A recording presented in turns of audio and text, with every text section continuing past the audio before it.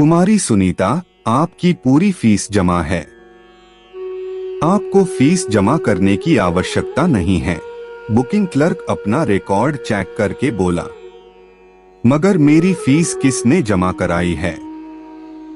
वह भी पूरे 50,000 रुपए।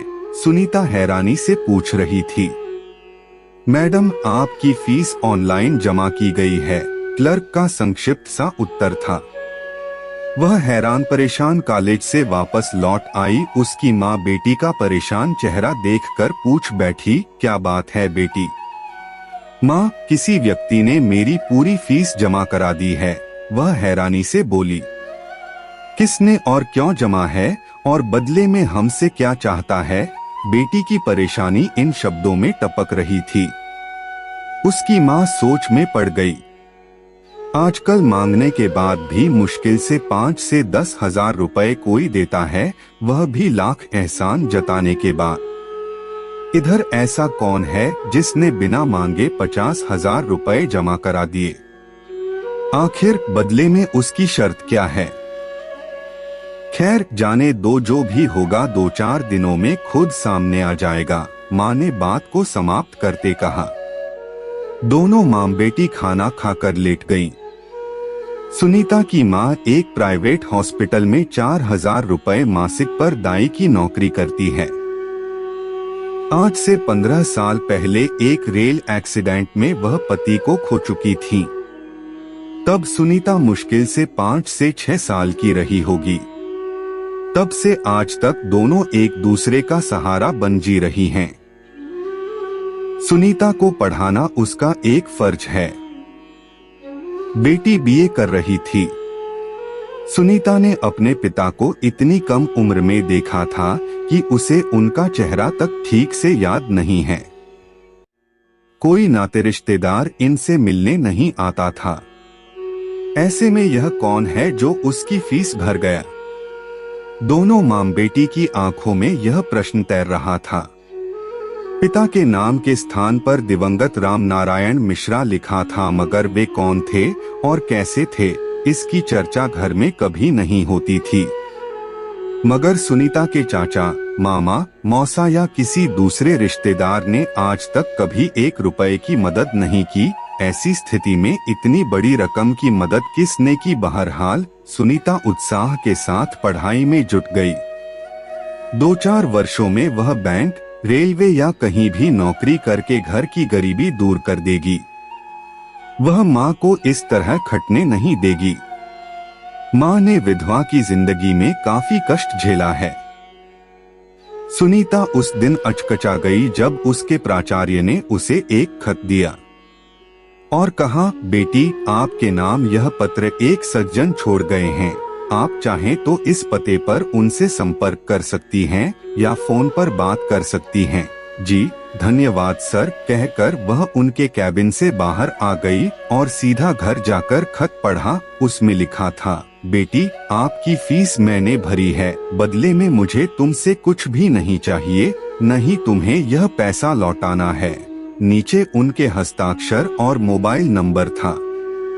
सुनीता की माँ ने जब वह नंबर डायल किया तो तुरंत जवाब मिला, जी आप सुनीता या उसकी माँ? मैं उसकी माँ बोल रही हूँ। आपने मेरी बेटी की फीस क्यों भरी? जी इसलिए कि मुझे इनके पिता का कर्ज चुकाना था। वह संक्षिप्त उत्तर देकर चुप हो गया। ऐसा कीजिए, आप मेरे घर आ जाइए। ठीक है, रविवार को दोपहर 1 बजे मैं आपके घर आऊंगा, कहकर उस व्यक्ति ने फोन काट दिया। रविवार को वह समय पर हाजिर हो गया। करीब 28 से 30 वर्ष का वह नौजवान आकर्षक व्यक्तित्व का स्वामी था। वह बाइक से आया और सुनीता की मां को मिठाई का डब्बा देकर नमस्कार किया। सुनीता ने भी उसे नमस्कार किया और पास में बैठते हुए अपना प्रश्न दोहराया। मैंने फोन पर बताया तो था कि आपका ऋण चुकता किया है, वह सरल स्वर में बोला था। कैसा ऋण? दोनों मां बेटी चौंकी थीं। ऐसा है कि रामनारायण जी ने मेरे पिताजी की 3,000 रुपए की मदद की थी। उसके बाद मेरे पिताजी जब तक वह पैसा लौटाते तब तक रामनारायण जी गुजर चुके थे। परिवार का कोई ठिकाना नहीं था। मेरे पिताजी ने आप लोगों को बहुत ढूंढा पर खोज नहीं पाए। वह स्पष्ट स्वर में जवाब दे रहा था। मैं पढ़ लिख कर नौकरी में आ गया और स्टेट बैंक की उसी शाखा में आ गया जहां आप लोगों का खाता है। साथ ही वहीं सुनीता के कॉलेज का भी खाता है। मुझे यहीं आपका परिचय और आपकी माली हालत का पता चला। मैंने आपकी मदद का निश्चय किया और फीस भर दी, मगर आप अपने आप को छिपाकर क्यों रखना चाहते थे? यह सुनीता का प्रश्न था। वह इसलिए कि मुझे बदले में कुछ भी नहीं चाहिए था और जमाने को देखते हुए मुझे चलना था। सामने क्यों आए, यह सुनीता की मां का प्रश्न था। जब आप लोगों को परेशान देखा, खासकर आपका यह डर कि पता नहीं इस आदमी की छिपी शर्त क्या है। मैंने आपका ऋण चुकाया था, डराना मेरा पेशा नहीं है। सामने आ गया। अब उसके इस जवाब से वे दोनों मां बेटी आश्चर्य से भर उठीं। मैं अब निकलना चाहूंगा, आप लोग चिंता न करें। मैंने अपने पिताजी का ऋण चुकाया है, वह उठते ही बोला। मैं अब निकलना चाहूंगा, आप लोग चिंता न करें। मैंने अपने पिताजी का ऋण चुकाया है, वह उठते ही बोला। ऐसे कैसे? वह भी 3,000 के 50,000 रुपए। अभी भी सुनीता की मां समझ नहीं पा रही थी। 3,000 रुपए नहीं, उन 3,000 रुपए से मेरे पिता ने मेरी जान बचाई, मेरा इलाज कराया। मैं जीवित हूँ, तभी आज बैंक में काम कर रहा हूँ। गरीबी की हालत में मेरे पिताजी की रामनारायण जी ने मदद की थी। आज मेरे पास सब कुछ है, बस पिताजी नहीं हैं। वह भावुक होकर बोल रहा था। फिर तुम यह पैसा वापस क्यों नहीं लेना चाहते? यह सुनीता की मां का प्रश्न था। उपकार के बदले प्रत्युपकार हो गया। कैसा पैसा? वह स्पष्ट बोला। फिर भी सुनीता की मां समझ नहीं पा रही थी कि क्या कहे। कुछ नहीं आंटी जी, आप ज्यादा न सोचें। अब मुझे इजाजत दें, इतना कहकर वह चल दिया।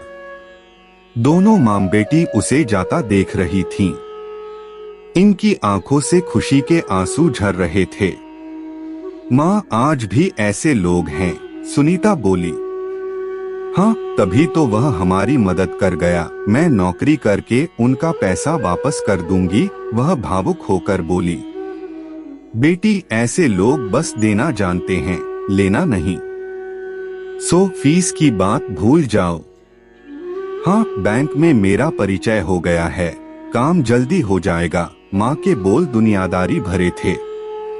दोनों मां बेटी की आंखों में आंसू थे, जो एक ही वक्त में दो अलग सोच पैदा कर रहे थे। माँ जहां पति को याद कर रो रही थी, जिनके दम पर आज 50,000 रुपए की मदद मिली, वहीं बेटी को यह व्यक्ति फरिश्ता नजर आ रहा था। काश वह भी किसी की मदद कर पाती। 50,000 रुपए कम नहीं होते। अब बस दोनों की आंखों से आंसू बह रहे थे।